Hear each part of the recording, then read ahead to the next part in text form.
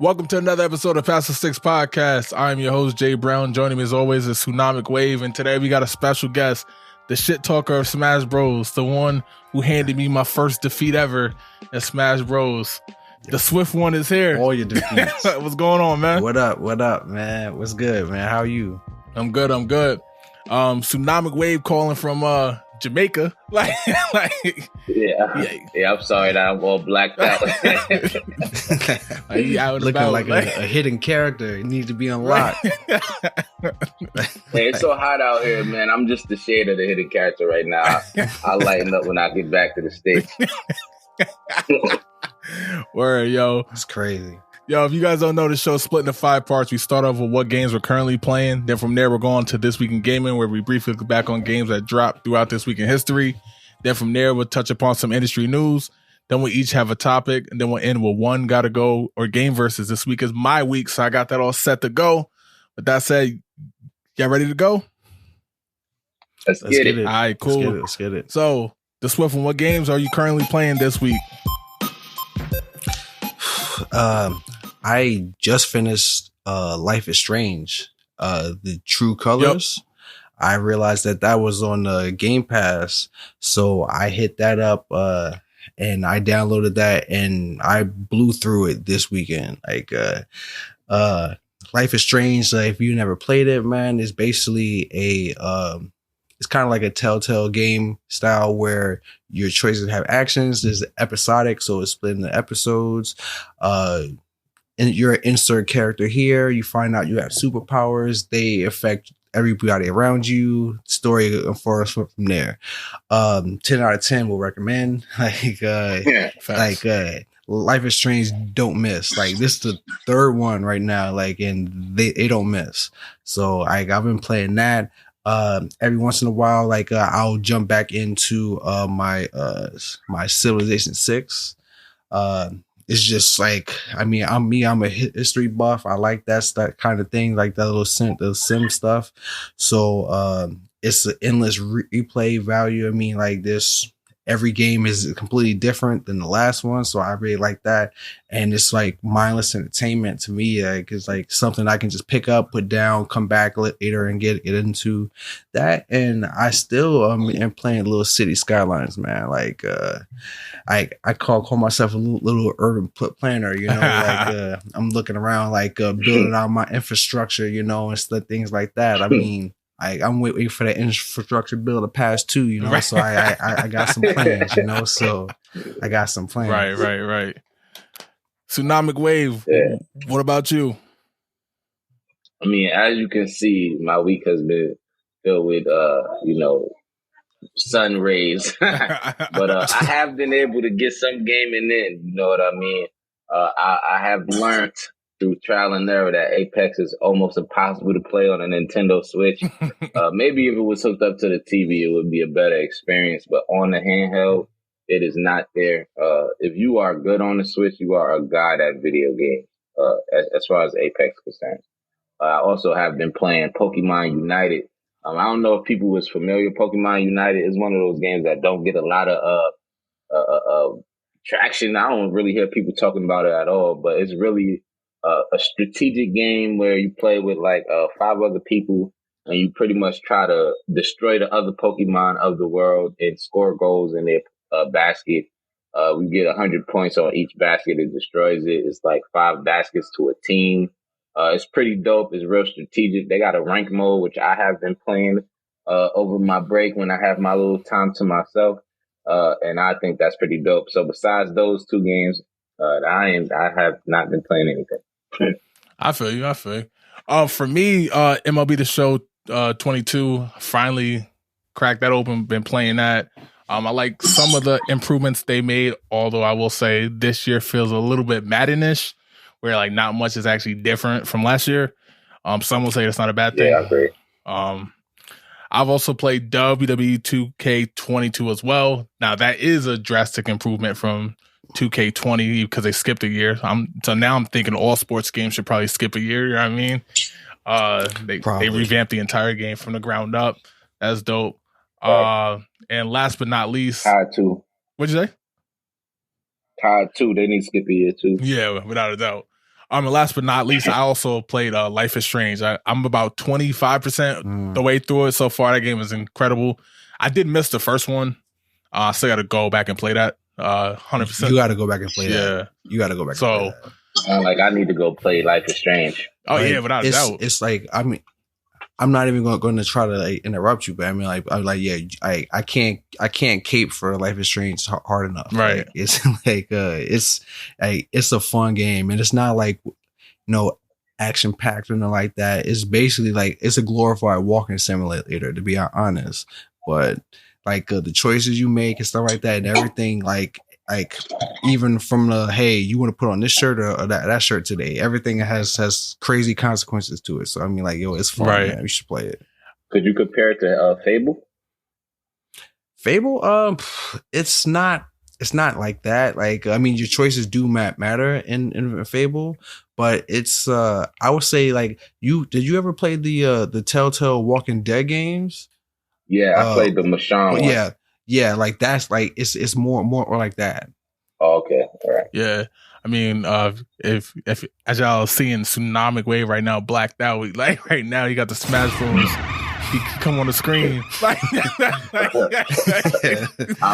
trying to use the light of the island all the way across on the other side to help me out, but it ain't helping too good, man. Nah, it's not helping, man. I mean, it's a nice view though. Like, but yo, with that said, let's go right into This Week in Gaming, where we briefly look back on games that dropped throughout this week in history.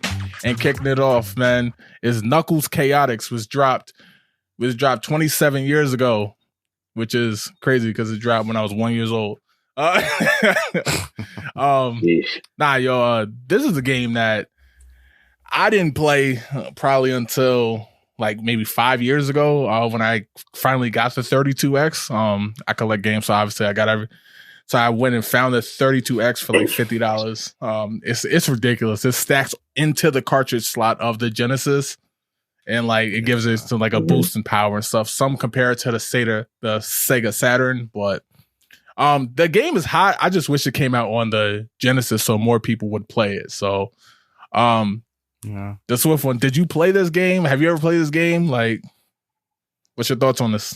I haven't played this game, or at least I don't think I have, because I mean, like 27 years ago is a long time. And I'm not as a collector like you are, but at the same time, like I do find myself like as an avid video game player, I'm more of I'll play when it comes out, and then maybe 10, 15 years later, not so much. Right. So, but I did check out 32X like earlier today, and I was looking at it. They was selling it online for like $300. Yep. So I mean, so you got a real good deal if you got it for 50. So, but yeah, but it looks cool. It looks like a typical Sonic game from back in the day. It's side scrolling. It's not too much crazy stuff going on. It's basically, hey, run from point A to point B. I mean, and it's not broke, so why try to fix it? So I definitely like this style of Sonic game. I feel like it works the most. Like, I'm kind of intrigued, like what they're going to talk about with the new open world Sonic game. I don't know how that's going to work, but I mean, like, it's like, cause I know a couple years ago, didn't they come out with a new Sonic game where it's basically like 2D side scrolling, and it was amazing. Sonic Mania, yeah, so it's like this game, like it presses all the right buttons. I mean, obviously it came out 27 years ago, but if it didn't, like if you told me this game came out today, it would make me feel like it came out 27 years ago, and back to the Sega Genesis with the 3 buttons on it, and all of them like do the same thing. They all jump. So, Tsunamic Wave. Have you heard this game? Like, have you heard of this game? Have you played this game? Nah, and the funny thing is, when I was doing my research for this game, like, I didn't pay attention to the fact that this was a game that was used with an extension. So I'm like, how I missed this? Like, I was kind of down on myself. Like, I was a fan of Knuckles when I was a kid. So, like, I feel bad that I didn't get to play a game centered around Knuckles. But, like, obviously, we didn't know about the extension to the Xboxes. We wasn't really on it like that as kids. But this looks super dope. Like, the DaSwiftOne said, it's like a Sonic side-scrolling thing. I would compare it more to Sonic 2, because obviously Sonic 2, he get Tails, right? Yeah. So Knuckles got his couple of friends with him that help him out throughout these adventures. And I think the reason why the side scrolling thing works so much is because it cannot really show the real speed of Sonic. You get what I'm saying? Right. So like in an open world setting, you should really be able to see the abilities of Sonic, which is from this dude can run really fast, so he can run from one point to the next. And I think that's why the open world games that they tried before didn't work, because they usually make him die when he touched things like water and stuff that really is not supposed to stop Sonic, because he should be able to run on water. He's like faster than anything in the world. So, like, when they do this new game, hopefully they actually give him his abilities and give him enough space to do his thing. Because we know they could make the big maps. Look at Cars 1, Cars 2, all the other crazy games, that the Grand Theft Auto. Like, they could do a huge map.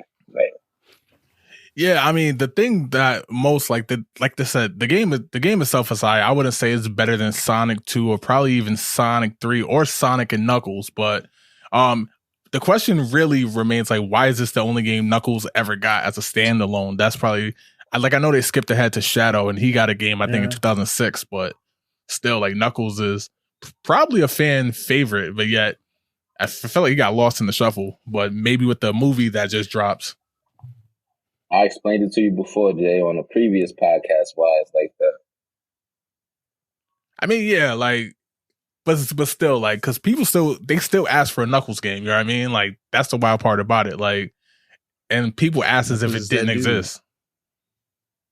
What? That's true. Knuckles. They didn't give Knuckles a personality until the movie, Sonic 2 movie, just now. Nobody knew really what Knuckles was, a backstory, nothing. Sonic the Hedgehog developers did a bad job developing all the characters around Sonic. That's why, like, you know what I'm saying? It's hard to really, you know. Yeah, like, I still don't know what a echidna is to this day. I ain't never seen one at no zoo or nothing like that. So. But yo, we gonna jump into the next game. The next game we're talking about is Mystical Ninja Goemon. I believe it's Goemon, which was dropped 24 years ago, and this dropped on the Nintendo 64. I'm curious if y'all have heard about this game. I'm going to start with you, DaSwiftOne, because I didn't hear about this game until college. One of my friends who brought a 64 up, usually we play Mario Kart and stuff like that, but he was talking about this game. It was like, yo, you got to play this game. You got to play this game. And I was like, I've never even heard of this game, but we started playing it. It was actually dope. So. Nah, I haven't heard of this game. I didn't play it, obviously. And it's weird that I didn't, because I mean, like, as you know, like, we got on the 64 early, like, I think like at launch. So, but it's kind of hard to, like, cause the 64 is probably like one of the greatest generation of games, like, they came out, like, just on that one console. Like, how many, like, game of the years like, on that game, on that system. So I mean, it's real easy for it to get lost in the mix. And but if it's a great game, yeah, like, I would definitely be willing to play. Like, what Nintendo should be doing, like, if they didn't do it already, I don't know, I might be ignorant to it, is that, like, now is a great time to throw it on the emulator, like, for the Switch, because, like, for all these games that didn't get that shine, because if it's a great game, people are going to want to play it. It doesn't matter when it comes out. So, like, but I like games like this. I like the like ninja games like that. Like, it's always been a cool thing to play. So I mean, like, I'm a little disappointed in myself that I wasn't able to play it when it first came out, because obviously I'm not going to get that first, like, playthrough, like, you know, as a kid, like playing through and see how it is. But at the same time, I mean, like, hey, if it's great, I'm willing to play it. Like, Nintendo, you got to make it happen, because I can't get my hand on no 64, man. Right. That's low key almost impossible. Yeah. Tsunamic Wave. Have you heard about this game? No, and I think for the same reason that my boy Swift was talking about, is just that 64 had such a great collection of games coming out. But I feel like another thing that, you know, a lot of games mistaken do is they feel like they can imitate a game, and I feel like back in nowadays, a lot of development companies did the copy and paste thing, right? But the problem is when you copy and paste a game, like, because this literally is Mario 64. Let's be honest here, right? It's literally Mario 64. They just took the Mario out and made it Asian, like an Asian setting. Like, you know what I'm saying? When you do something like that and you go against a big dog like Mario, right? That puts you in a bad spot when your game is not perfect. And since nothing is perfect, you really putting yourself in a position to just not really do well. You know what I'm saying? So I feel like was like a big issue with why nobody really knew about this game, because it looked like a Banjo-Kazooie Mario 64 style game, and literally it's just that. And that's the problem. But it looks dope. It got the ninja aspect. You get to change your costumes. You get to actually, do missions like a ninja, I would assume. Like, you know what I mean? I didn't get to play it, but from what I saw, it looked real. I mean, it looked kind of all right, let me slow. It looked like it's trying to give you the real meaning of what a ninja is supposed to be, which is somebody who blends in. You know what I'm saying? So you got your costumes, you go in the shadows, stuff like that. Yeah, like, this is a game that, like, again, like, I played it about 5-6 years ago now. The game itself is cool, but, I mean, we asked, like, why didn't we know about it sooner? These are just some of the games that dropped in 1998. The Legend of Zelda Ocarina of Time dropped 1 month after this game. F-Zero X, Banjo-Kazooie, Turok 2, Mario Party 3, Pokemon Stadium. So, like it got buried. Yeah, it got buried because, like the DaSwiftOne said, we're talking about multiple games of the year. You know what I mean? So, with that said, let's jump into the next game. The next game we are talking about is illbleed, was dropped 21 years ago on the Dreamcast. Now, I lucked out. I picked up this game literally at a garage sale. One day, it just happened to be, I think I was in Jersey somewhere, and I happened to see a garage sale. And I was like, I just picked up a stack of Dreamcast games. This game happened to be in it. My only problem with this game is it's glitchy. The game, the concept of the game is dope. This is probably, I'm not going to be honest. I mean, I'm not going to lie. This is probably my least played Dreamcast game. To be honest, when you got Soul Calibur and Power Stone 1 and 2 and NBA 2K and all that stuff like that. I know that this game is huge in Japan, and sometimes the games that are released there tend to be a lot more full. This one seemed like they ripped it straight from an arcade machine, but then didn't tailor it to a home console because the button layout was crazy, and it kind of seemed like they took the gameplay from Resident Evil and kind of tried to bring it over when they had the rights to drop Resident Evil. That's why I didn't understand why this game was. Well, have y'all heard of this game? Tsunamic Wave. What's your thoughts on this game? Bro, this might have been the most confusing game I ever had to research in my life. I'm watching this like, what is going on? So I'm gonna just explain my thought process doing my research for this. So I'm watching the thing, and my first thought is like, all right, so the game is based on the senses. You see all 5 senses at the top. All right. And based on what you make a character do, you get a heartbeat on that sense. I believe you're supposed to use your 5 senses to dodge the traps and find out the secrets of where you at. Right. The issue is by the time you get the sense, you getting hit with the trap. So I don't know if that's the glitch or it's just hard as hell to play the game. Right. But I don't understand the game. I understand it, but if that makes sense, right? You ever understand something but don't really understand it? Right. Yeah. Yeah, that's how I feel with this game. DaSwiftOne, have you heard of this game? Have you played it? Yeah, I haven't heard of this game, man. But I do definitely agree. It looking at it, it looks like a like an arcade game that you would like play like while you waiting for your movie to start, and it's just like, well, look, hey, I have 50 cents in my pocket, so like let me just throw it into this because like there's two dudes already playing like a House of the Dead, so so like you know what, like I'll just play like this. I mean, and like the whole sense thing is actually a pretty cool mechanic. Like that, I mean, obviously you can't. It's not interactive, so I mean, you can't use your own like senses, like smell or thing like that. But it's actually pretty cool that it gets a little bit more intuitive. It's clearly trying to get that a little bit into the horror genre and get you on edge and realize that, oh, wait a minute, my heartbeat is rising here. You know, the characters might be a little bit afraid.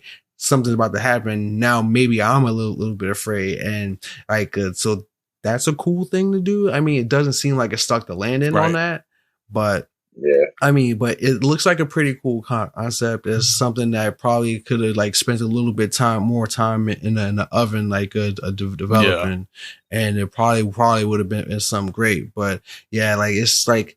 I mean, it's Dreamcast, man. I'm like Sega gave up on Dreamcast, so I can't really, I can't really expect. It was a beautiful system. It was a real nice looking system. I'm like, but whatever the reason was that Sega said no mas, like Roberto Duran, and was just like, all right, look, man, we done, we're done. Okay, so I don't know. Yeah, I mean, like. So that's it. Let's jump into the next game. The last game we're talking about this week is Conduit 2, which dropped on the Nintendo Wii 11 years ago.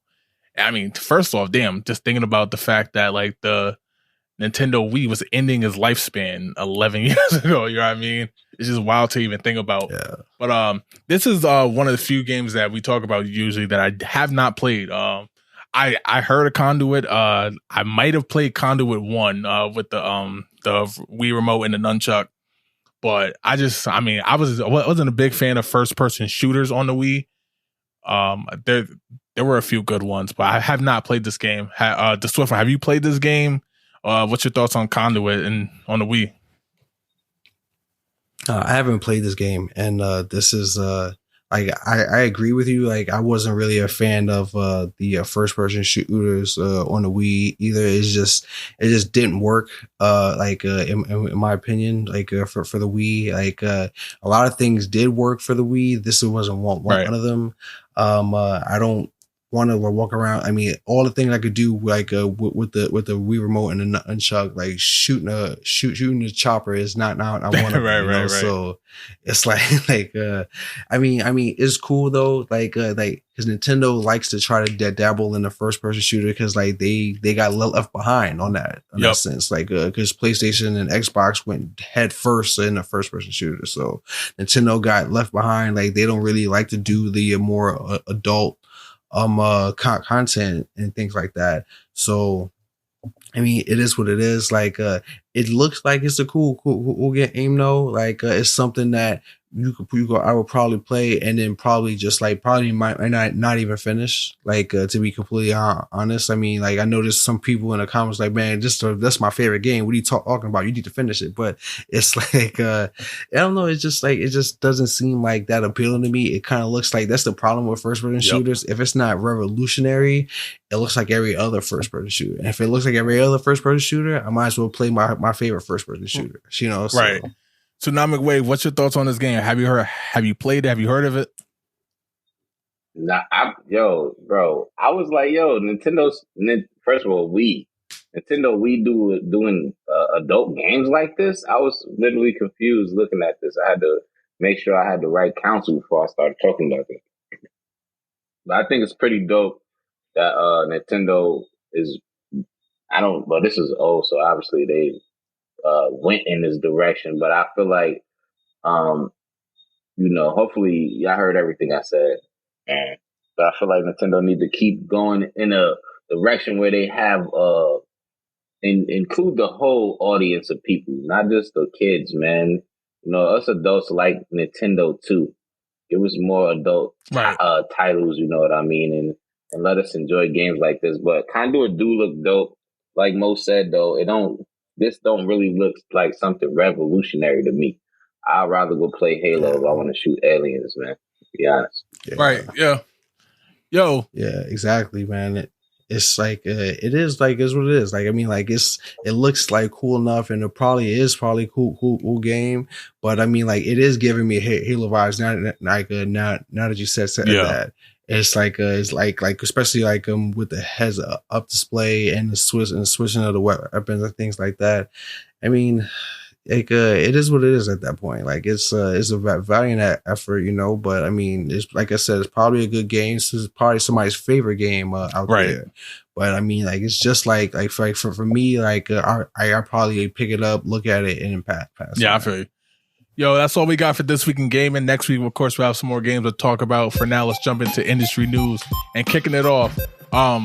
Rumor is the Legend of Zelda Breath of the Wild 2, the highly anticipated sequel, may be too powerful for, or as the Swift one's rocking the shirt, it might be too powerful for the current Switch hardware. This comes as a Digital Foundry, which of course is a big tech publication. They pointed out in the trailer that we all seen on YouTube that the rumor is that it might be the way what they're trying to jam pack into the game might be too powerful and might require somewhat of a Switch Pro, which of course resurfaced the rumors of a Switch Pro being an actual thing. We thought we were getting it, and then we ended up with the Switch OLED, which as we all know is not really a Switch Pro. It's just a Switch with a slightly better screen. So we gonna call that Switch Bright.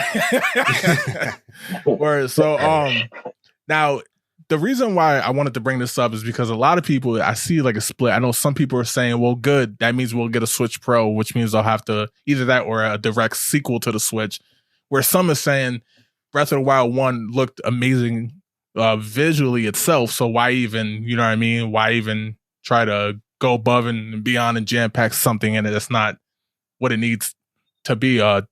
This is where I want to get your thoughts on that. Do you think Nintendo might be trying to jam pack too much into this game, which is why it's, you know, seeming like right now we're never going to get the game, right? That's how it feels, of course. Yeah, it definitely does feel like that, and I think that they might be trying to jam because people expect greatness, man, when it comes from Breath of the Wild, like and especially Legend of Zelda in general. Like I could probably count on one hand, if that, how many times like a Legend of Zelda came out and it missed, you know. So like usually when they come out, it's game of the year or it's in the top 5 of game of the year. So like and it's been doing that for like 30, 40 years now. So I mean, like, so that's a pedigree that, you know, you can't just like slack up on. You can't just ease up on the pedal, man. You got to keep innovating and things like that. So I get why they want to try to push the envelope and try to do more things, and I'm all for it. I do agree that Breath of the Wild looked way better than any game had any right to look like on the Switch. And it's funny because it looks like, compared to all the other games that came out on the Switch over the last 5 years since Breath of the Wild has come out, you would think it was the reverse. Like, instead of coming out at the beginning of the Switch, it came out like that's the last game to come out on the Switch. Like that was basically like a Nintendo Switch's Ghost of Tsushima. This is it. This is the last hurrah. We're gonna push it to the limits, and now we're on to the next console. But like, there's still games that are still chasing that Breath of the Wild look and aesthetic, and so I get it why you want to keep pushing the envelope. Like I've heard that, like I've seen like a couple of videos saying that the little bit of gameplay that we did get, it wasn't actually captured on the Switch. It was captured on PCs, like using like all types of emulators and things like that nature. And Nintendo's done this before. Nintendo's done has been caught using Xbox and PlayStation graphics, stuff like that, to showcase their games. So it's not out of the realm of possibility that they're doing that now. Like, unfortunately, like I was one of the people who couldn't wait to get that Switch Pro, and when they dropped the OLED thing, I was like, that's not the Switch Pro that I promised myself, you know? So like, I promised myself something way better than that. So like Nintendo gotta step the game up to meet my promise to myself, you know? So like, as like they've been saying that they might like the Switch is it, like no more consoles, but I mean, like those hardware sales are just there. Like, so like, this, it's kind of hard to pass up on them hardware sales. So like, I'm a welcome, like a Switch Pro. Like, it's just that I don't see it coming anytime soon though, because they did just put the Switch out like 5 years ago, and Nintendo doesn't do the same thing that Sony and Xbox does. Like, they're not dropping, like, notice how Sony and the Xbox, they dropping the console at the same time and stuff like that. Nintendo doesn't care about that. So like, they drop it at their own pace. So like, if anything, I wouldn't hold my breath for another Switch. Yeah. Tsunamic Wave, what's your thoughts on that? Do you think Nintendo might be doing a little bit too much, or is this anticipated on your end? Honestly, you can't really blame Nintendo for, if you feel like they're doing too much, can you really blame Nintendo? Like, with the age we live in, where you gotta, if you do not do better than the first time, you really cancel. Like, if you slip once, as far like with a sequel, if you mess up with your sequel, is no really shot in anything. There's no shot in hell that you're gonna come out with a third installment. Right. So Nintendo knows this. Everybody knows this. So the audience that's split, that's always gonna happen. Jay, we always talk about this, right? The audience is never gonna 100% agree with what you're doing. So they need to just do what they feel is best, which is creating a more expansive world for Zelda and the Breath of the Wild, right? Yeah. The issue is that, I mean, there's really no issue. They need to just put it on Game Pass day one to stop playing. You know what I'm saying? Right. Give it to us on the Xbox. Like, yeah, give it to us on the Xbox, man. Stop playing. Right. Y'all using the Xbox, I mean, like, the PlayStation for the CGI and the graphics, and just put the damn game on that motherfucker. We gonna be so happy. Gonna get way more sales. Game of the year. I mean, yeah, that's a fair trade. Yeah, right. I mean, it's tough because like Nintendo, the Switch is a console that sold over 450,000 units this week alone. You know what I mean? So far, it's Tuesday. It's Tuesday night. Like so, like we're talking about a console that's like it's doing monster numbers. It's well on its way to being the best selling console of all time. It's chasing down the PS2, as well as I believe it's and then it already passed the Nintendo Wii. So it's just crazy the fact that so I don't think it's going to be a sequel. I know some people out there are saying that it might be a sequel to the Switch. That will cut off the number the Switch is doing. A Switch Pro still technically would count towards those numbers. So, well, I do agree with. I do think the Switch Pro is probably maybe 4, 5, 6 years away. Probably drop at the same time as Mario Kart 9. or Grand Theft Auto 6. So never worry 33rd. But let's jump into the next piece of news. The next piece of news is an update on Halo Infinite Season 2. If you don't know, all three of us are very avid Halo fans as well as Halo Infinite players. I just want to get are you guys excited for Season 2? Have you heard anything about Season 2?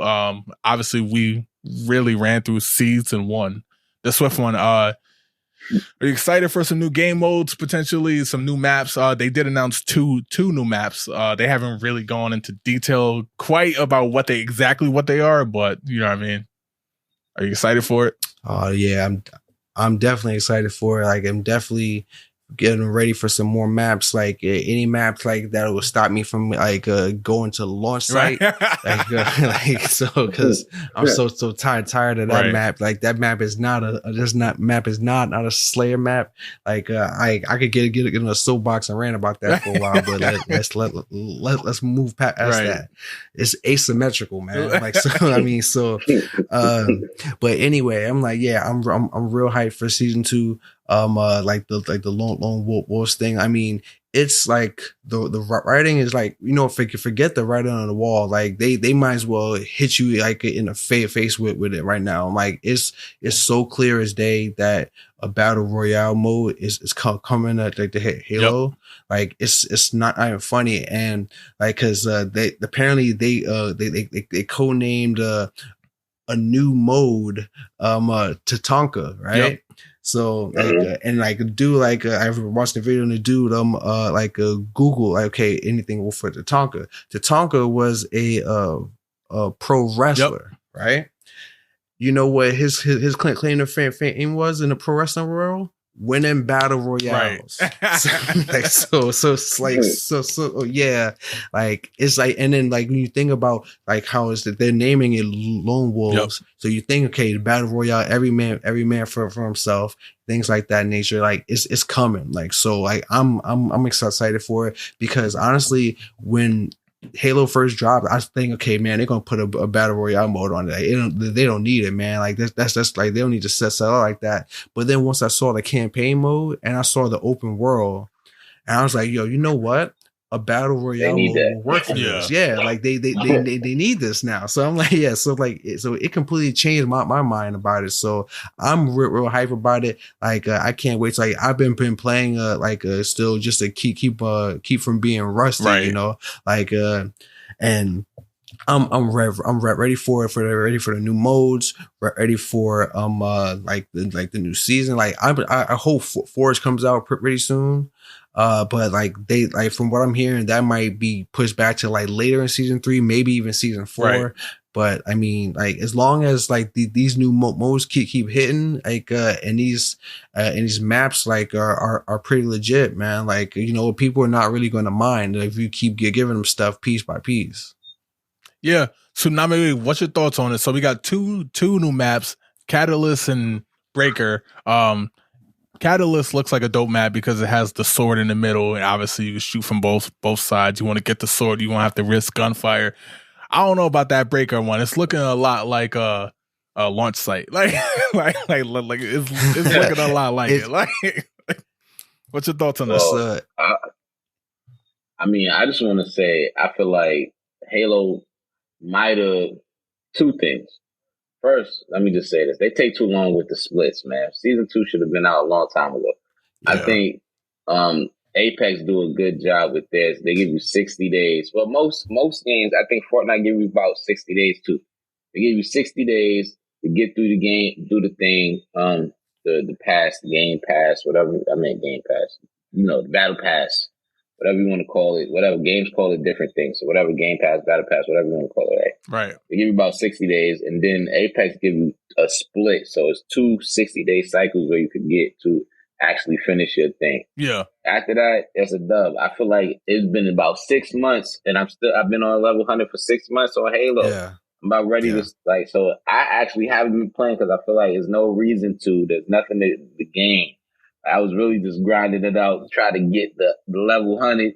I got it. It's not there. Right. It's just, it kind of lost me. The second thing is I agree with Swift about them having the map for the Battle Royale. But my question is, did they wait too long to drop it? Because I feel like they're going to put that Battle Royale on the same map we just been playing for 6 months. Yeah. And that's going to be like, bro, we don't want to do this for another 6 months before we get a whole nother map to play Battle Royale on. So, like, are they going to combine all of these maps that we seeing throughout the multiplayer? Are they going to use the map that we see it for campaign? What map are they going to use? How are they going to roll it? First of all, how are they going to roll it out? And please stop taking so long rolling shit out. Right. I mean, for real. I'm sure the folks at 343 is saying, well, being that you got the game for free, probably the most anticipated game in the last few years at no additional cost. Like they're like, well, they'll drop it whenever they damn so please. I do agree though. That's on y'all. They definitely need to. Although you're losing interest with this shit. Although I did see a representative from 343 comment on Twitter under somebody's post saying, why did it take so long in between seasons 1 and 2? And he's like, did you not play the campaign? So I'm like, damn, like maybe that's what it was. They wanted us to play the campaign in between that time, and But some people are just multiplayer folks. So like, of course, they should have known that. Do you know how many hours the campaign was off the top of your head? I'm sure it's about 100 or so, right? Yeah. It probably could be. Yeah. What is that, like 3 or 4 days? That's not long enough for how long y'all took to drop season 2. Right. That was not a good response to that. That was absolutely trash. Right. Did you play the campaign? Yes, I beat it 3 months ago, dog. Right. Yeah, it's not like like that. Like it's like the campaign is great. The campaign is extensive. It's not that extensive, like that you need like an extra 6 months to get through it. Yeah, so like, what are you talking about? It's not Elden Ring or nothing like that. So like, it's not like when you stuck on the same boss. Yo, Mo, I'm glad you brought up Elden Ring, and I'm mad at myself that I'm actually talking about this in the middle of the show and not in the beginning when I had my chance to shine, because I actually finally beat the boss and beat the game before I got on the plane. And I did it by myself without the homie or none of that. That's what's up. So I drank too many red stripes today. That whole shit slipped my mind. They brought the Elden Ring, I forgot I beat the Elden Beast. That's a great start to vacation, huh? Like, yeah, for real, man. Like, I made the trip very, very much so better. Now you really can go on vacation now. Now that you finish your job, yo. Right. It took me 3 weeks to finish that, though. Fight that dude, fight him for this. Bro, it took me longer to fight him than Melina. Nah, I'm lying. Melina took me a good month, boy. Nah, I'm just saying, like, that's wild. The last piece of news we're talking about is Coachella coming to Fortnite. I obviously it came to Fortnite. Coachella was, I believe, obviously if you don't know, it's a big event. You could look it up. But Fortnite, Tsunamic Wave, you're a big Fortnite player. It seems to be like it jumps onto every major event going on, whether it was Astro World and Travis Scott did a concert there. I believe Drake's been in Fortnite, Spider-Man, LeBron James, Rambo, I think. Like, it's crazy, like, how much stuff.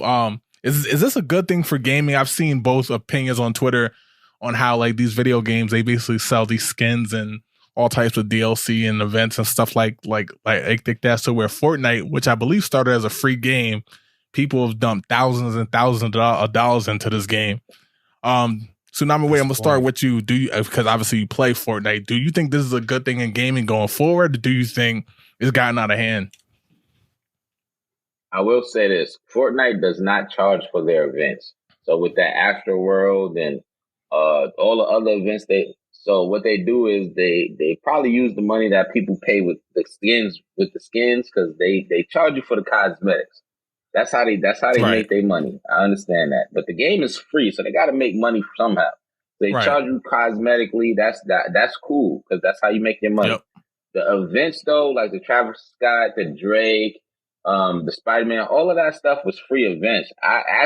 First of all, the Travis Scott and the Drake event was absolutely dope. It was a legit concert in Fortnite. Like, Travis Scott turned into some big giant and destroyed the whole Fortnite world and recreated it into the Astro World. It was like so dope, bro. So Fortnite do a really good job putting their artists and whatever content creator they working with into the game with their events, and they don't charge that for that.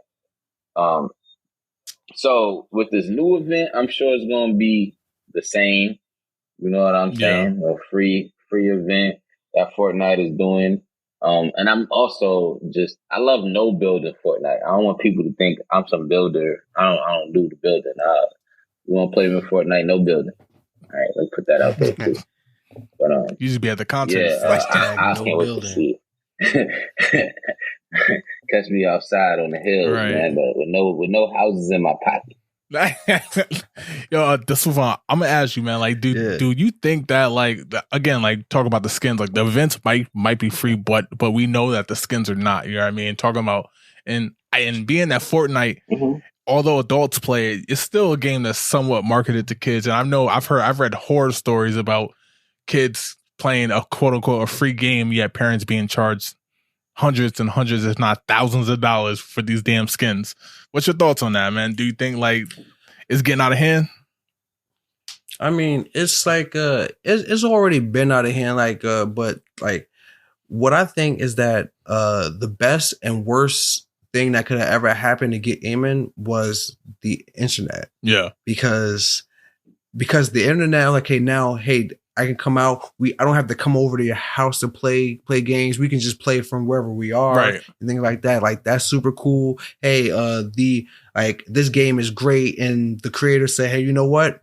Here's some extra content. Like, like that's super cool. But then the downside of that is that, hey, I'm gonna just put this game out right now, and I know it don't work, but I'll just pat at you later. Right. Or hey, I'm gonna tell you this game. Hey, I know you got that red sweater, but if you want the blue sweater, that's an extra $2.99. Right. So I mean, it's like it's corny, but it's really the consumer's fault. Yeah. Because if nobody bought it, then video game companies will stop doing it. So I mean, like, so I can't blame Fortnite, like Jay said, you can't knock the hustle. Yeah. Right? I mean, like, that's how they making their money, but they're not, like, it doesn't seem like underhanded. Like, they're telling you straight up, like, you can play the game free, but if you want these extra skins, you got to pay.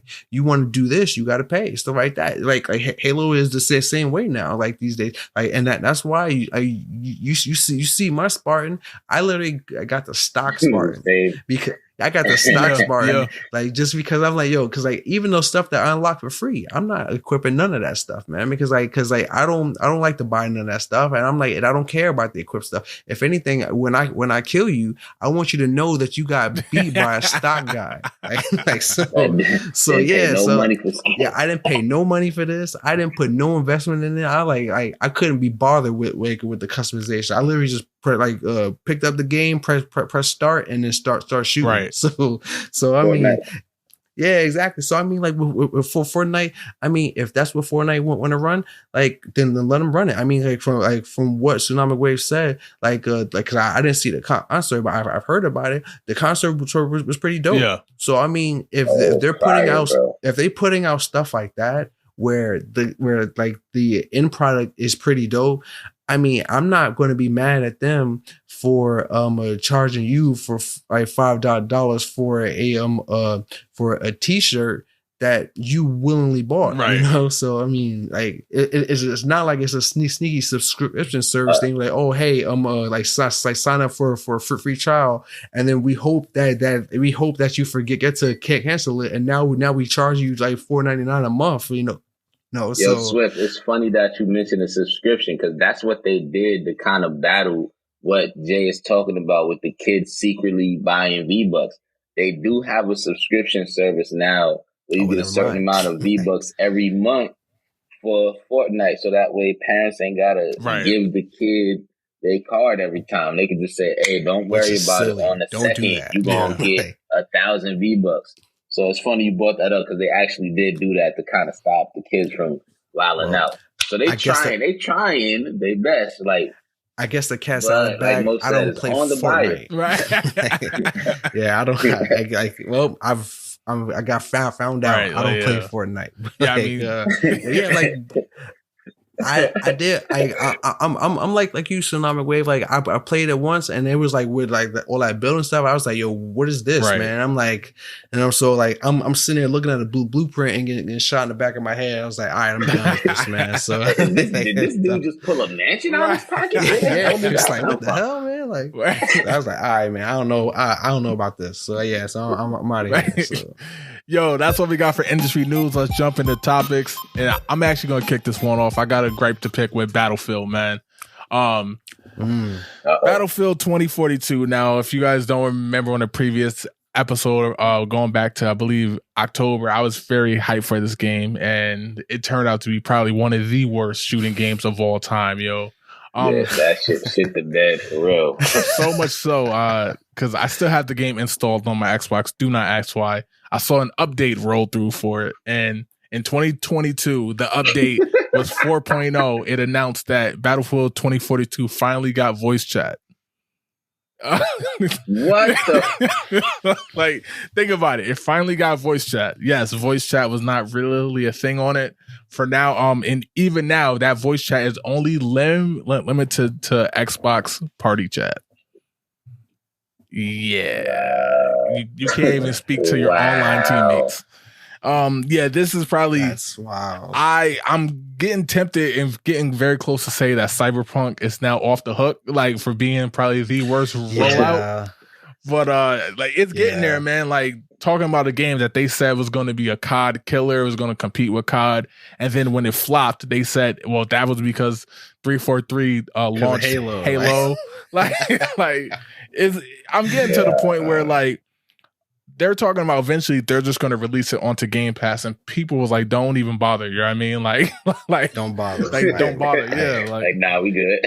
Yeah, couldn't pay me. Couldn't pay me. Right.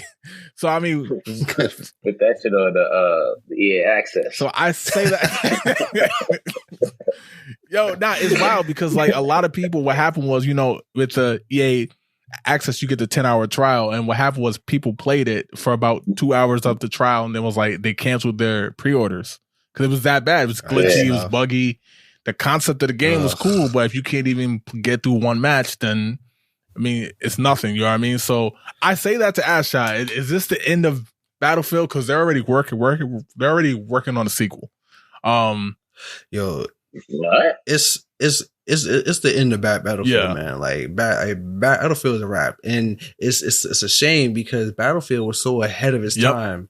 Because back when people were playing on 8 versus 8 and stuff like that, 8 versus 8 multiplayer and 10 versus 10 multiplayer, they was doing the 64-man multiplayer like way back then. Like I remember when Battlefield 3 came out because I got it for some reason I got it for free or something. Like I forget why, when the Xbox One first came out, and like that's the first time I actually played the multiplayer.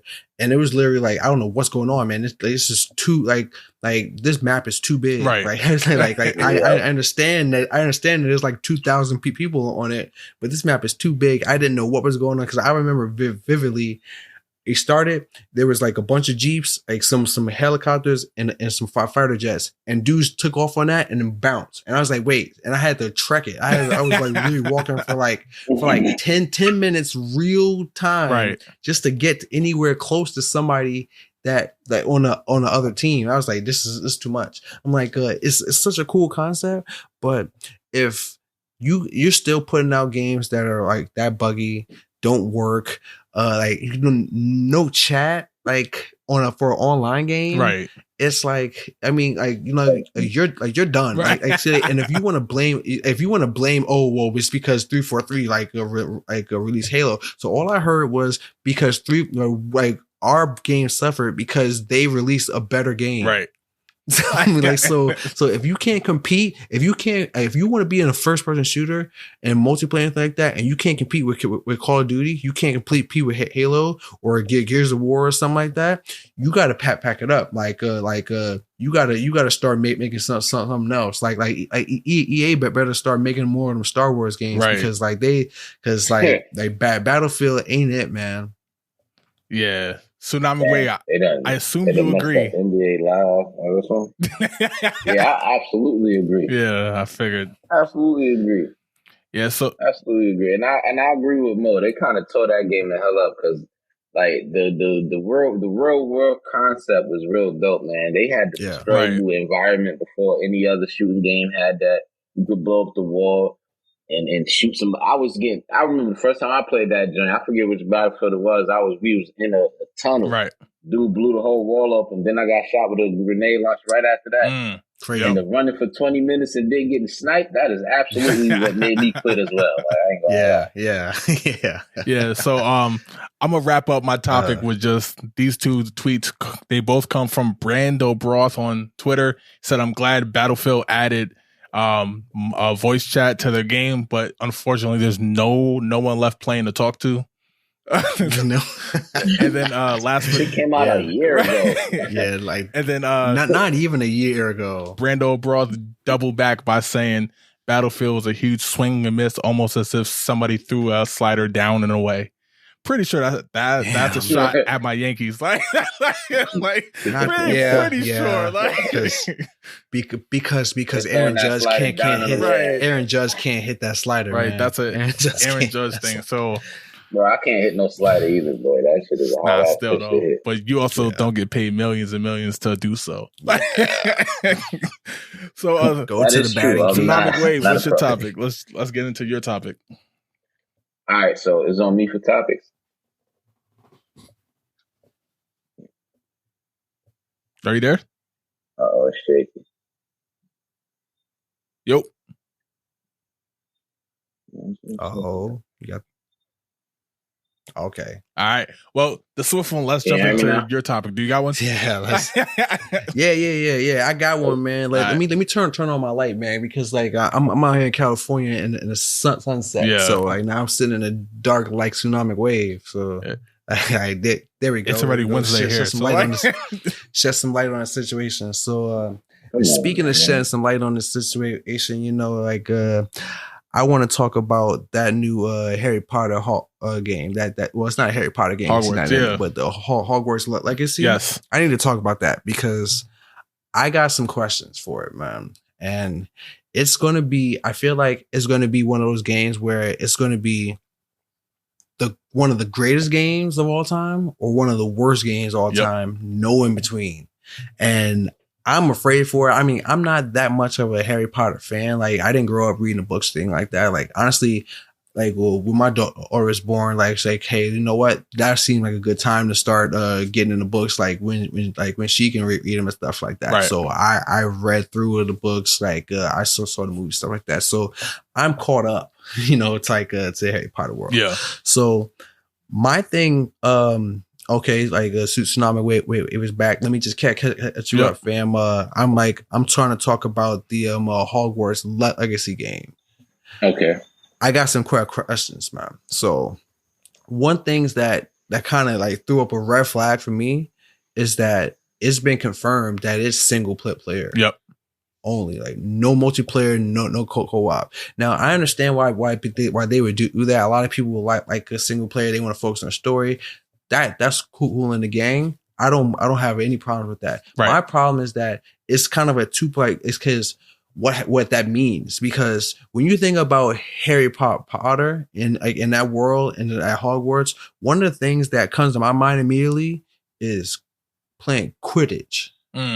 So if you're playing Quidditch has to be in that game, like no question, right? It has to be in that game. Yeah. But if there's no multiplayer, who are you playing against? Bots? Like, you know, like that's not really going to be that fun. I mean, you don't have to have the whole game multiplayer, but I mean, have a multiplayer mini game where like, hey, look, me and squad can like they team up, like we're gonna play some quick it is for a while. Yep.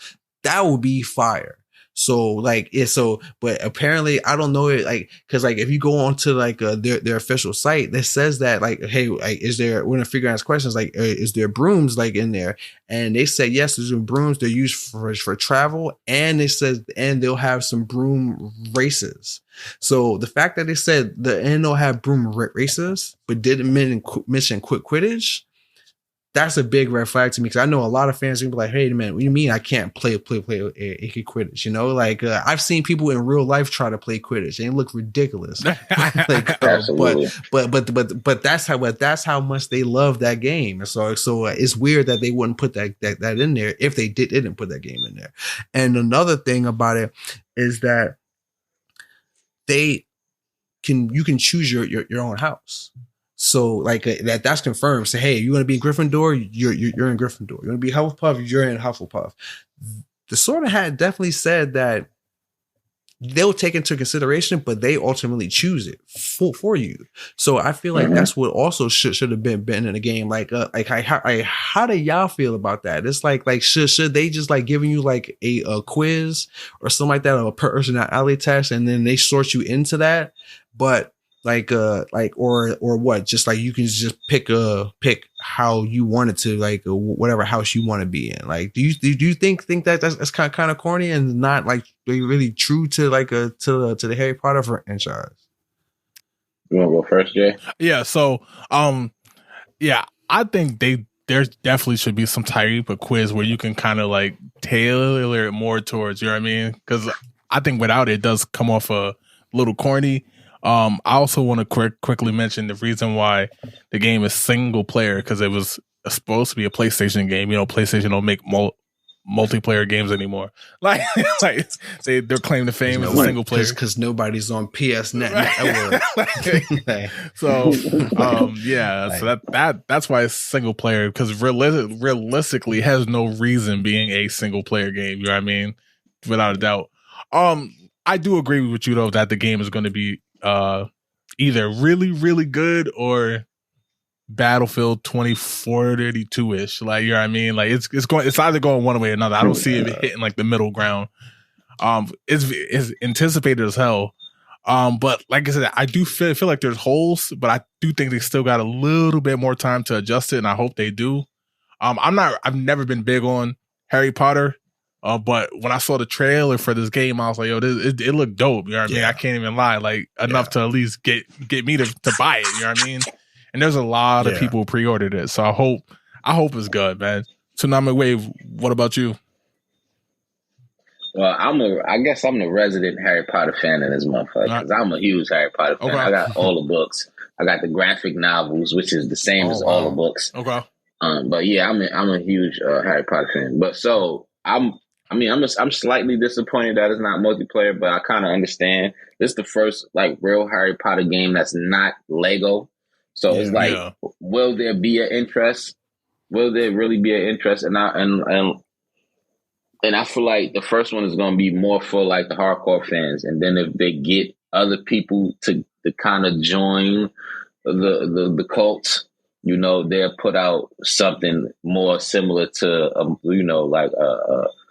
I don't know, because this joint kind of looked like it gave me like an Elden Ring, feel. Yeah. So I feel like with a multiplayer with this would be really dope. Like Mo said, they could kind of do. Well, what's the point of racing brooms? You ain't racing people, right? Saying that, like people were saying like it would be like the races. Like they can do the Quidditch. There's other stuff that they do in Harry Potter that multiplayer will be essential for that I can't think off the top of my head. Yeah. But it's kind of disappointing but dope at the same time, because you get to focus on the story mode. The story, I think it's pre-Harry Potter, or is it post? I think it's pre-Harry Potter. Looks like we lost him again. So yeah, like he was making some valid points. Yeah. I mean, like it's like I said, I mean, like it's not like, I don't want to say make it seem like, oh, if it ain't got Quidditch, it's going to be garbage. You know, I mean, like it can still be great. Like I said, like I'm not a Harry Potter fan, like, to be honest, at all. But like when I first saw like the reveal, I was like, yo, that's something I got to get. Right. You know, like as a gamer first, like Harry Potter fan, like is the second thing. But yeah, like that's something I got to get. So I can definitely see a lot of people who aren't Harry Potter fans, like jumping into this game. So, and I just want it to be like everything that the franchise has to offer, like, because like I said, like for me as somebody who's not as big of a fan of Harry Potter as Tsunamic Wave is, like when I think about Harry Potter, I think about Quidditch, I think about going to like Diagon Alley and things like that nature, stuff like that. I'm like, so if that stuff is not in the game for me to do, it just seems weird to me. It seems like a miss to me. So right. Like hopefully they're being really, really vague with the details yet, because it's not supposed to come out till like a holiday, like 2022, like whatever that holiday means, I guess. But like but it's not supposed to come out till then. So they got lots of time to come out with more details and lots of more time to like to tweak things, and hopefully that like by the time it does drop, like it's a great game, like it's a great finished game, stuff like that, because it's gonna need to be, because it's also coming out at the set like around the same time as that new Pokemon game coming out, and like and that's competition. No, yeah, like, and that's competition. That's probably why it has a vague release date as holiday, because it's like they don't want it to. You can't launch the same week as Pokemon. You know what I mean? You just can't. Oh, best way to fail, right? Tsunami Wave, are you back?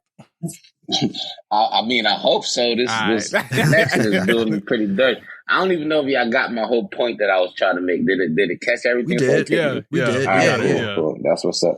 All right, so it's time for my topic now.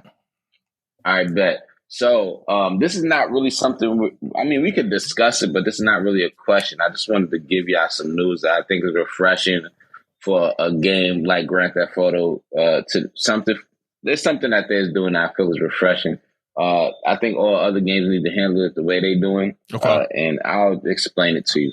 So GTA been out for a long time. It's been out for a really long time. In that time, the world has changed.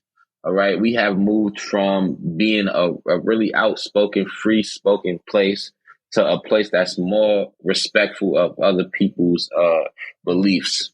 Okay. And I think that's great in a progression standpoint. GTA is following that motto, I should say, because a lot of people have been complaining about some of the jokes in GTA and how it goes against their belief systems. And instead of GTA making statements and tweeting, they have quietly been removing everything that they feel and other people feel is disrespectful to certain communities. Yep. And they're doing it really quietly. We wouldn't have known if IGN didn't write the article on it. Right. I feel like that's a great way to kind of handle these situations because everything don't need a 40-minute report on Instagram or social media about you handling something to be a decent human being. So is this like a good trend? I guess I could make this into a question for him. Is this like obviously it's a good trend. Is this something we're going to see more companies doing, just handling the situation, whether it's under the table or however, just not making everything such a public, thing? I think it is going to be something that we see more often, especially if like Rockstar and Grand Theft Auto are going to do it because like they're more known for being way over the top. Yeah, because like a lot of people like may or may not know like those Grand Theft Auto games. Those are pure satire. Like it's like that's like it's. Because Rockstar is not an American company. Like, it's like if that is what like I believe is like it's an English company. Yep. Like the thing that they're based in London. Yep. That's what like Europeans and people from England see Americans as. So like that's what that's like. So it's basically like wild, out of control. Like, wait a minute, like he said what, and like just drive-bys on every street like that. That's what Europe like looks at America like America is the Florida of the world. Like they look at us like how we look at Florida. Right. Like, man, this Florida wilding out, man. Like so it's actually cool that they're willing to take a step back. It's like, look, man, like because the name of the game isn't just like, okay, or we gotta offend everybody out there, or we get offend like so and so, like and who cares how they react? It's a joke, and then just like throw the definition of a joke in their face. Like if it's not funny, it's not funny. Right. So I mean, and like it's. At one point, it becomes low-hanging fruit. It's like, okay, it was funny 10 years ago. It was funny 5 years ago. Yep. I mean, you think it's still going to be funny five years from now? You think it's going to be funny 10 years from now? So, I mean, it's cool for them to like move on and do something else and like widen themselves and things like that and broaden themselves to a whole new audience. Like maybe there were a lot of people who were turned off by the fact that, like how they portrayed sex workers in that game, right? Or they didn't like the fact the hyper violence. I mean, I'm pretty sure that's still gonna be in the game, but a lot of people because I know a lot of people was like, oh, I don't like when I ever told them about them, the first thing they say is something about, oh, well, you can get a prostitute and you can do this and that and stuff like that. I'm like, yeah, that's such a minuscule part of the game. Yep. But people are stuck on it. So but people are stuck on that. So it's like, it costs them nothing to just move on from that. Yeah. I'm like, nobody's gonna be like, oh no, I can't I can't rob a prostitute. I'm not buying this game. Right. Uninstall. It's 0 out of 5 stars. Right. So it's like nobody cares like that. Yeah. So Trevor not saying all them crazy slurs. I'm not buying that no more. Right. Yeah, exactly. So I mean, like, I know people like, oh, it's PC culture and stuff like that, but a lot of people forget is that the C in PC stands for correct. Right.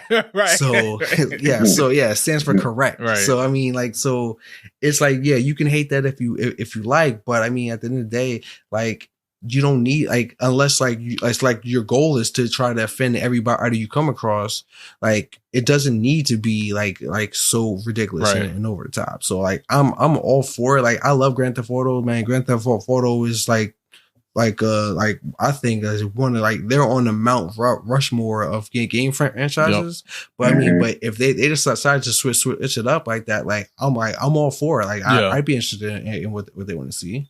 Yeah, I mean, to piggyback, I basically agree. I do think that like, I did read that they removed a lot of transphobic jokes from Grand Theft Auto 5 when they re-released it for the Series X and PS5. The funny part is a lot of people who played through it and was giving the game great reviews didn't even mention it, which tells me they probably didn't even notice. So like DaSwiftOne said, it didn't affect the game experience. I didn't notice it either. I ain't gonna lie. I didn't notice it at all. So it didn't even affect the game experience, which just furthers the point that no, you're still going to play the game. If they announce tomorrow that Grand Theft Auto 6, whenever it drops, doesn't have that content in it, it's still going to be one of the highest selling games ever. So it's like, just drop the act of like, oh, it's not going to be the same, because Grand Theft Auto 4 and Grand Theft Auto 3 and Vice City and all these games, we don't really remember them from, oh, you can solicit a prostitute, or they got these jokes in it. That's not what we remember the game for. So like, it's like, really, it's like, let's cut the shit. You know what I mean? Like, people just like to be outraged over ridiculousn's. So, I mean, shout out to Rockstar, especially with the climate and the way the industry is right now with all the stuff going on. Yes, I think every company should take a look at what they're doing and try to fix it before they get exposed too. Right. Fam, do y'all remember when Grand Theft Auto 4 came out? Yeah. Like, Grand Theft Auto, like, yeah, because Grand Theft Auto 3 too. Yeah, the protagonist was Nico. He was Eastern European, and they were in Liberty City. So like, hey, so it was back in New York. So they literally took the ability to fly airplanes out of the game. Yep. Just in case, like, somebody would just have the idea of trying to fly an airplane into like what their version of like the Freedom Tower, right, or the Twin Towers would be, and people were like, "Damn, like, okay, we can't fly airplanes anymore," and then that was that. Like, nobody boycotted the game. Nobody set their disc on fire or anything like that. You just played the game, right? And then when Grand Theft Auto 5 came back, all that stuff was back, and nobody blinked the eye. Nobody missed it. Right. So I mean, it's just like games removes things and stuff all the time. Like, treat it like everything else. Like, it's not that big. It's not gonna hurt you. Yeah. Right. Yes. Yeah, so that's all we got for topics. Let's jump right into one gotta go, or game versus. This week is my week, so we're doing a game versus. All right, so the two games, basically, you just gotta pick a game.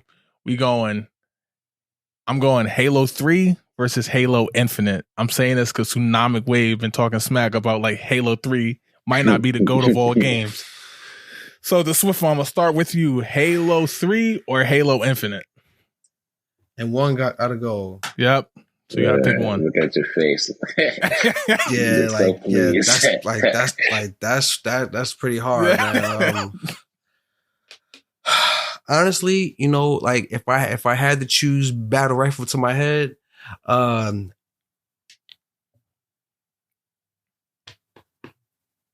say Halo 3 gotta go. Gotta go. Wow. Okay. Yeah. Exactly. Yeah, I shot three times. Right. So like, But I would have to say Halo 3 can go. Not that it's a bad game. I love that game. Right. It's one of my favorite games. Like period. Like forget like first person shooter or even Halo. Yeah. But at the same time, it's just that for the sheer fact that Halo Infinite is a live service game, so like more things can come to it, like and upgrade and enhance the game. So it's like, like we were just talking about that earlier about like all the stuff that's coming, the new stuff that's coming to Halo. Yep. I mean, so like I couldn't get those. Like I couldn't be like, okay, well Halo 3 is great, but now they're going to drop this, and now they're going to drop that, now they're going to drop this. I mean, like they did in terms of in DLCs, but nothing as big as was what they're doing with Halo Infinite. So it's more like not because of what Halo Infinite was, but what Halo Infinite can become. That's why I gotta keep it. Tsunamic Wave, you. Yeah, for the same reason, I'm going opposite of what Mo said though, and the reason why I'm getting rid of Infinite is because we gotta see what else they have to offer. Right now, we have a regular, typical Halo game. You get what I'm saying? To me, it's not better than 3. It could be. It could be with the battle royale, with the new maps and everything else. It could be, but that's just it. It could. It could also make the game infinitely worse. It could bring glitches. It could bring a whole bunch of other tomfoolery. Right. So yeah, no pun intended. right. But bro, so I'm keeping 3. I'm getting rid of Infinite until further notice. We gotta let Infinite have some time to blossom first. Become a complete game, I should say. Yeah, that's true. It's not a complete game. Yeah, I mean, well, in this climate, are games ever complete, right? Like 2077. What's that? What's the Cyberpunk? Cyberpunk. Yeah, that was complete. Hey man, that was complete. That was complete doo doo. Right. Battlefield just got voice chat, so that's crazy. They just completed their game. As for me, I mean, it's tough. I love both games, but last I check, Halo Infinite don't got Griffball yet. So with that said, Halo Infinite gotta go. That is still one of my favorite games in Halo. So with that said, Halo 3 stays. Plus the 360 era was just special. But hey man, download Pokemon Unite, man. I need some people to help me in this rank mode. Yeah, recruiting on Pod. Hey, it's cool. Sign up and help your boy out. Word. And while you down in Jamaica, let me see if you can find a Sega Saturn, man. You you finally be able. You never even saw it. Sega Saturn. That's crazy. Yo, fam, before you go, man, I just want to give a special shout out, man, because I know on your back on this day stuff, you missed a great game though. I didn't want it. It'd be a travesty to skate by it. Like literally on this day, way back when Midnight Club 3 dropped the dub edition. Dub edition, yeah. Yeah, that's probably one of the last racing games I actually bought. To be completely honest, but besides Mario Kart, if you want to count that as a racing game, but yeah, Midnight Club is special, man. Like Midnight Club 3 is just from the car customization. Spoke about that last year. They got to bring that earlier back. Episodes. That's why we didn't bring it up this year. So I think we did talk about it last year, but we still got to do a deep dive on it. So you're more than welcome to come back for the deep dive because that game is one of the last few racing games. I think until probably Forza 4 was the first one that I played. That was like, okay, this game is fun as well. You know what I mean? Still not better than Midnight Club, but I mean it's dope. But that's all we got for this week's show. Of course, appreciate all the support. I appreciate DaSwiftOne for stopping by and coming through and talking some video games with us. Obviously, I've known him my entire life, and he talks a lot of shit in Smash. You're welcome. He don't I back it up though. I back it up. I back it up though. Yeah, you know what I mean. He get a few dubs. All of them. Right? All of them. but don't forget, if you need to find the show, find everything we do, whether it's this top 10, whether it's the deep dives, pastthe6pod.com. That's also how you find Tsunamic Wave stream, and whether you watch them play Back 4 Blood, whether you watch them play Halo, you probably have seen DaSwiftOne getting carried. So getting carried. Oh wow! Back. Getting carried. Wow. So to get out of here, I'm gonna pass it to DaSwiftOne, and then he's gonna pass it to Tsunamic Wave. Yo, good looks for having me come through. Like I know this is y'all baby, you know, and stuff like that, and y'all been grinding hard on this stuff. So you know, I'm a Johnny come lately on it, but yo, I ain't gonna pause it, man. I'm paused. It was cool. It was fun. Like chatting with y'all, talking again, because it's basically what we do on a regular anyway. Except that now I'm staring at a camera from time to time, right? Like instead of that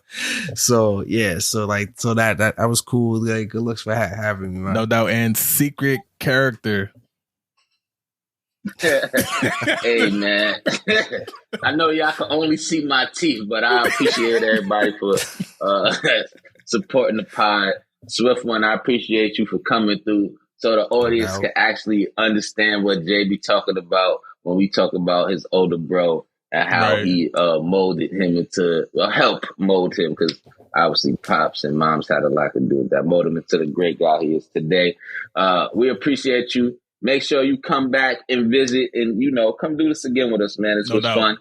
You know what I mean? No doubt. Anybody else, like they said, take the site, come chill, give us, comment, like, share, all that good stuff. Peace and love, everybody. Yeah, peace.